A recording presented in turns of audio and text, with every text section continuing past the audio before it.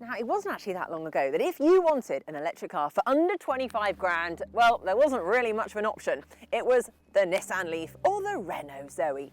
Both great choices, but kind of a bit like choosing between two different brands of bottled water or two different shades of beige. There's really not a strong opinion between the two. But now we have choices, lots and lots of choices. For under 25k, you've got the Fiat 500, the Mini Electric. If perhaps you want a bigger car, you've got the Mazda MX-30. Or at a push, if you can bribe the salesperson, you might just about get a Honda E. Perhaps you should buy a lightly used one. But basically, it's great. We've got lots of choices, but with choices come opinion, come confusion, and come arguments. And we don't argue at electrifying.com, ever. But now there's another curveball alternative. It's a family-size SUV with those chunky looks which we all seem to love at the moment. The interior looks quite posh and it has a useful 163-mile range. Now this is sounding all far too good to be true. There must be a catch, which will be revealed very shortly. But first, please do subscribe to our channel. We love getting to know you and it helps YouTube algorithm get to know us, which is great for everybody, right?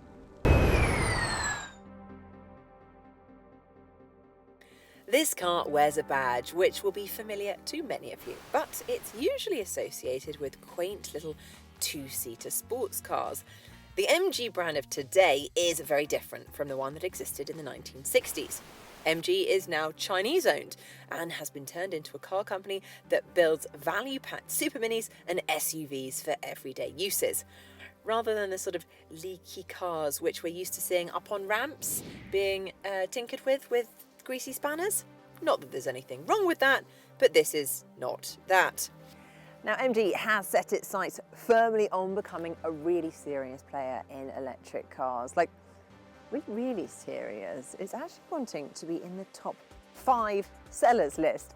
Now that is a big ambition. We applaud them for that. That is fantastic. And after all, it is the spirit that kicked the brand off in the 1920s. This car, the ZS, is its biggest electric seller and was the first electric car MG sold in the UK. Now, as well as this, MG also offer a practical estate car. It's called the MG5 EV, if you're more into that kind of thing, rather than this sort of pseudo off-road type of thing. Tom actually did a review on that and was super impressed. So if you want to check it out, we will put a link below. This ZS uses the same basic bits as that of the 5, but it's just a bit less boring to look at. Even inside, it looks pretty slick and modern. Underneath, it's powered by a 141 brake horsepower electric motor propelling the front wheels, and it has a 44.5 kilowatt-hour battery pack, giving it a range of 163 miles. Now, that's around the same as the cheapest Leaf, 40 kilowatt-hour, even though this car costs about £1,000 less than the equivalent Nissan. And that range is actually pretty accurate in our experience. Unlike a Leaf, the MG has a heated battery pack, and that means it can get the cells up to the most effective temperature while it's still plugged into the mains, and that really does make a difference. Now that battery heater can also be used to cool the power pack if it's hot or you're rapid charging, and that's going to help preserve battery life by keeping it at the right temperature at all times. Now I wonder where the charging port might be. Yes, pretty much one guess, bang in the middle, right under the badge. Kind of disappointing though, it's really flimsy and plasticky, and it's a bit of a pain to get to. I mean, it's not very elegant, that's for sure. Right down under there. And I mean, even doing so, my jeans are getting wet from the side of the car. I would say this is not the most practical of positions for a charging point, if I'm completely honest. A charge from your 7 kilowatt wall box at home or in the office will take 6.5 hours, but you can also rapid charge using this CCS port at a maximum stated speed of 50 kilowatts, although we have heard that it will actually go faster if the conditions are right. A top up to 80% full takes about 30 minutes. Now MG kindly, or so they should do, throw in the old granny charger, the slow charger, for free. However, the charger that you're going to need for public charging, they charge you for, which to me seems a bit mean. Now, I'm going to throw it out there. It's maybe not the slickest infotainment system. I mean, it works well. I plugged in where I wanted to go this morning into the navigation system, and it was really easy to use. but I feel a bit like it's sort of just been plonked in the middle here. Feels like a bit of an afterthought, although worth noting, it does have Apple CarPlay and Android Auto. Hallelujah. More irritatingly, there's no way of timing your charging using the car and no smartphone app either, which means you'll struggle to make the most of cheap nighttime electricity rates. And just remember, they had timers and apps on the Nissan Leaf 10 years ago, and we can't actually think of any other electric car which doesn't have them. Come on, MG, that's just not good enough. That lack of app and timer also means that you can't preheat the ZS on cold winter days. And that is a real oversight, as it's one of our favourite parts of electric car ownership. You'll have to unfortunately go back to using your de-icer again. And to make it worse, the ZS doesn't have the more efficient heater, called a heat pump, which is fitted to many rivals, meaning your range will take a real hit on cold days like this. You could lose 20 miles just sitting on your driveway waiting for the screen to defrost.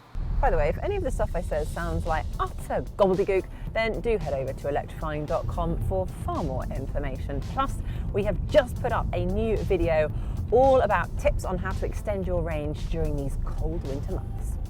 Something we can all understand though is space. The ZS is a pretty big car inside. In fact, this electric version has a marginally larger boot than the petrol ZS at 470 litres. That's enough for about 2 ginnies. There's plenty of space in the back seats too, although the middle passenger will find it a little tight unless they're child-shaped. So inside, generally, take a look around. It's pretty modern looking, it's stylish. I'd say there's a really nice solid feel to the interior, I must say. And the great thing is there is plenty of space for your cups, for your phone, for your Twixes. Although, not quite big enough for my jar of biscuits. I'm still working out where to put those. Fortunately, no luck yet, but I will get back to you. Now, disappointingly, the other thing I would say is the steering wheel. It moves up, it moves down, but it doesn't move in and out. So you can't shake it all about. I spent far too long with my toddler, I'm sorry. But no, it is quite annoying, so you can't get quite as comfortable as you would hope to. And the other thing that I found driving here today is the fact, it's a small thing, but the heated seats. There's a setting on or off. There are no tiers. So I find that quite frustrating because I was trying to drive here today and use as little energy as possible when it came to heating. So I didn't have the heater on, but I had my heated seat on, which if you haven't seen our winter driving tips, by the way, you should, because that is one of the tips. So I had my heated seat on, but it's very much on or off, which means you get a really, really hot bottom or you get quite cold. So I just had to keep switching it on and off throughout the whole journey. There's adaptive cruise control though, which is pretty impressive for a sub £30,000 car. It means the ZS will sort of brake and accelerate itself, so it can follow a car maintaining a set distance without crashing into it. Talking of crashing, the ZS did rather well in the independent NCAP crash tests. Better than several more expensive cars actually. Part of that is down to all the safety tech you get as standard, which is great news, except it means you'll have to put up with a few nagging bins and bongs as you drive. So what's it like to drive? Well, generally I've got to say it's pretty good. There's enough performance to make it comparable to a car with a 1.6 litre petrol engine. And well, although it isn't especially thrilling, it's quiet, it's comfortable, it's easy to live with. My only real sort of criticism is that there's a slight uncomfortable patter that you get as you drive on rough road surfaces. It's not awful, but it's noticeably worse than what you get on a pricier car, which can absorb those bumps a little bit more effectively. Now, if you want to mix it up a bit, there are 3 driving modes selected using these rather impressive looking switches. It is a bit weird though. So Sport really doesn't do that much. It doesn't add any curiosity to the car. Eco doesn't extend the range that much either. So inevitably, you're probably going to leave it in normal mode and just potter about. Now, this racy switch here is marked KERS. I know, you're a racing fan like me, and that means regenerative braking. Now you can adjust it to suit your preference like this, but Even on the strongest setting, well, it's actually not enough for you to drive with just one pedal, which is a bit of a shame because I think it's one of the charms of electric driving, which I really love. If the brakes or anything else breaks, then the ZS is backed by one of the best warranties in the business. It's a whopping 7 years or 80,000 miles. Now that is a real bonus and it covers the whole car, everything, not just the battery. So is the ZS the just right porridge of the electric car world? Well, it's not the fastest, most fun, or the smoothest, and beneath the tempting baubles of the gadgets and luxuries, it does have a few irritating omissions, such as that missing app and no charging timer. However, it is an affordable, very practical electric family car with a really good usable range, and that is not a fairy tale.